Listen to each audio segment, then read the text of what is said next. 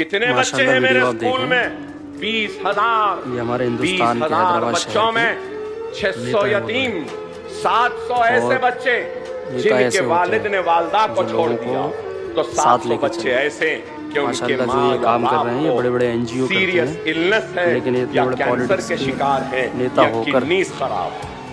रमजान के महीने के साथ साथ में एक नई चीज मेरे सामने आई, सारे उस पर भी काम कर रहा हूं। मैंने अपने स्कूल के सारे यतीम बच्चों को बुलाया, उन सबको इनके जैसा हो जाए तो ईद क्या के नए कपड़े दिए, लिफाफे में ईदी दी और उस यतीम के सर पर हाथ रखा और सबको रवाना किया खुशियों के साथ। और फिर एक 50-100 बच्चे खड़े थे, तो मुझे गुस्सा आया कि मैं यतीमों को बुलाया था, ये दूसरे कौन हैं?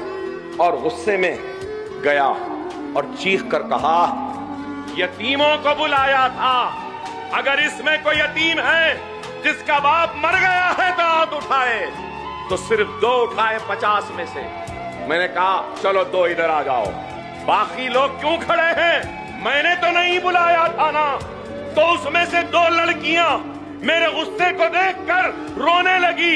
मैंने पूछा क्यों रो रहे हो? तो 2 लड़कियां रोते रोते कहने लगी, अकबर भाई हमारा बाप जिंदा है लेकिन 12 साल हो गए, हमारे बाप ने हमारा पुरसाने हाल नहीं जाना, 12 साल हुए हमने उनको नहीं देखा, उसने हमको नहीं देखा, हमारे पास ईद के लिए कपड़े नहीं है, कोई नहीं है, हमारी माँ घरों में बर्तन मांजती है, हम यतीम नहीं है लेकिन यतीमों जैसी जिंदगी गुजार रहे हैं। मैं आगे बढ़कर उन रोती हुई बच्चियों को अपने गले लगा लिया और कहने लगा, बेटी मुझे माफ कर दो, मेरे गुस्से को माफ कर दो, तुम फिक्र न करो, तुम्हारा बाप अकबरुद्दीन ओवैसी की शक्ल में जिंदा है।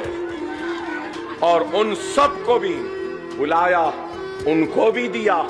उनको देने के बाद जब उनसे ईद मिलने के लिए गया तो और एक चीज सामने आई, शायद करने वालों के सामने ही आता, जिससे कराना है अल्लाह दिखाता।